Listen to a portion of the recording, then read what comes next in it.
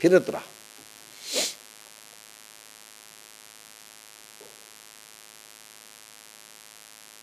हा लोक कर्मे बांधिला, जो परतंत्रा भुलला. परतंत्रा काय? परतंत्र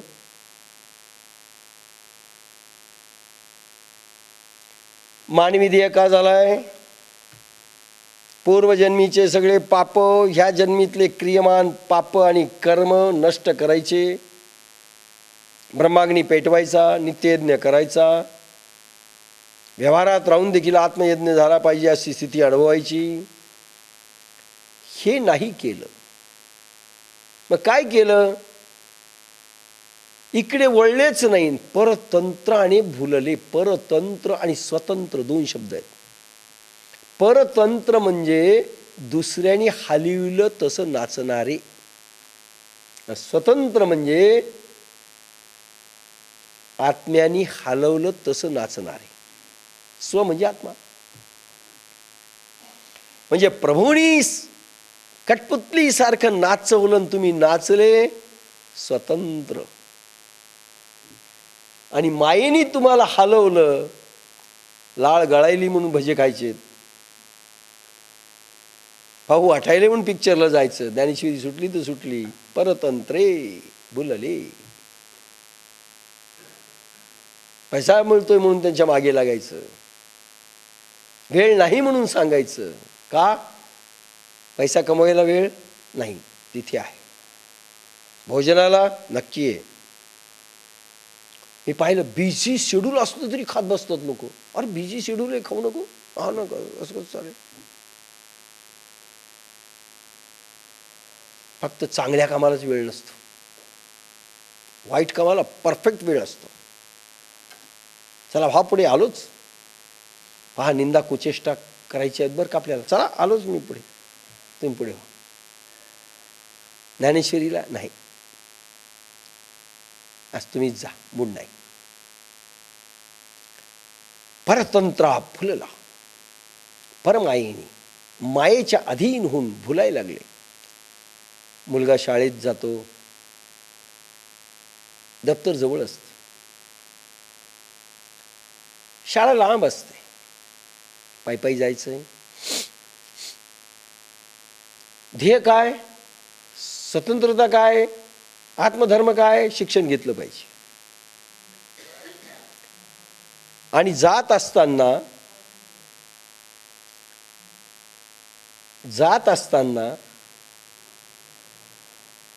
एक यात्रा लागली, उरूस. राजपाळणे दिसायले, डोमाऱ्याचा खेळ दिसायला आहे, मौत का कुआ दिसायला आहे, दो मुहाला साप दिसायला आहे, 12 बच्चेवाला बाप दिसायला आहे, चक्री दिसायली. माहिती आहे का 2 मुहाला साप आणि 12 बच्चेवाला बाप? नाही माहिती.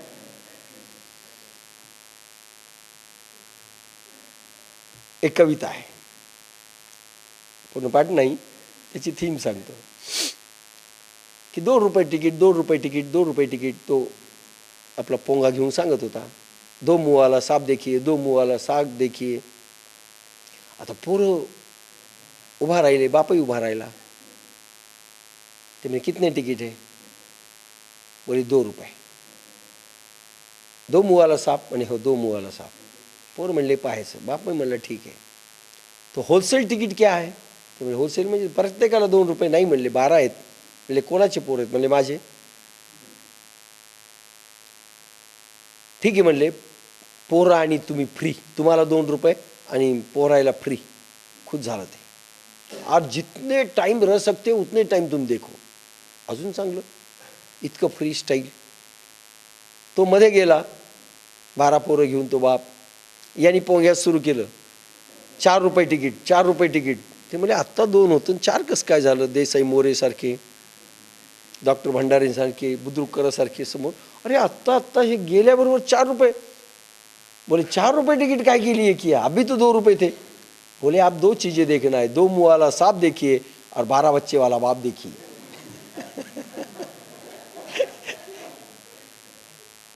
आता असं काही पडलं की ती पोरग रममाण होतं. शिक्षणाकडे जात नाही आणि खेळायला लागतं. रोज कुठेतरी जादू आहे, कुठेतरी माकड हे होतं आहे, कुठेतरी राज पाळणं आहे. अशा संसारामध्ये भूलभुलैयामध्ये विसरतो आपलं ध्येय. आपणही ज्या ध्येयाकरता आलेलो आहे ते विसरतोय भूलभुलैयामध्ये. कधी पोरगी अडवते, कधी पोरगं अडवतं, कधी नवरा अडवतो, कधी बायको अडवते, कधी पैसा अडवतं, कधी बस्ती अडवते, कधी सामर्थ्य अडवतं, कधी रूप अडवतं, कधी रस अडवतं, कधी रिसेप्शन अडवतं, काहीही अडवतं. आणि त्या भूलभुलैयामध्ये परतंत्रा भुलला. काही लोक म्हणले 1 तासात तुम्ही आटोपाल का? मला बिलकुल नाही. परतंत्रा भुलला, मायेच्या अधीन जाऊन नाचू लागला आणि त्यामुळे कर्मबंधनाला प्राप्त झाला. हे आत्ताचीच पोझिशन नाही, भगवान गोपाल कृष्णांच्या काळातही हीच पोझिशन होती. म्हणून प्रत्येक माणसाला हा योग जागृत झालाच पाहिजे, जो काळ आता आलेला आहे. हा लोक कर्मे बांधील. आणि हे कर्मबंधन मुक्ती साध्या सुध्या प्रयोगाने होणार नाही. प्रचंड ब्रह्माग्नी पेटवावा लागेल, नित्य यज्ञ करावा लागेल. हा लोक कर्मे बांधिला,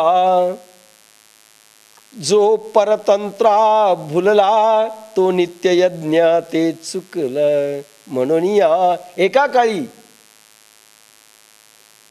त्रेतायुगामध्ये ही पद्धती होती, सत्ययुगात ही पद्धती होती. प्रत्येक घरी आत्मयज्ञ होता. सिद्ध पुरुष जन्मत होते सत्ययुगामध्ये.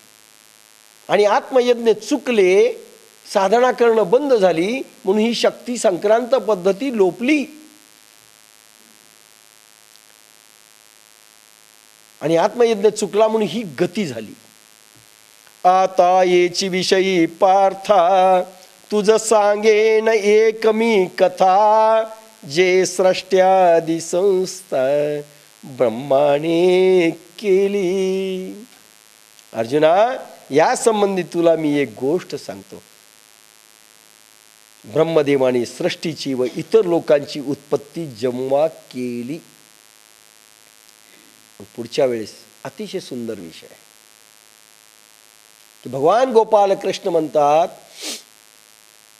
की नित्य युद्ध लोकांमध्ये चुकला, ही साधना जर लोकांमध्ये नाही दिसली तर त्या समाजाचं भवितव्य काय होतं आणि काय होणार आहे हे ब्रह्मदेव सृष्टी आरंभापूर्वी सांगतात.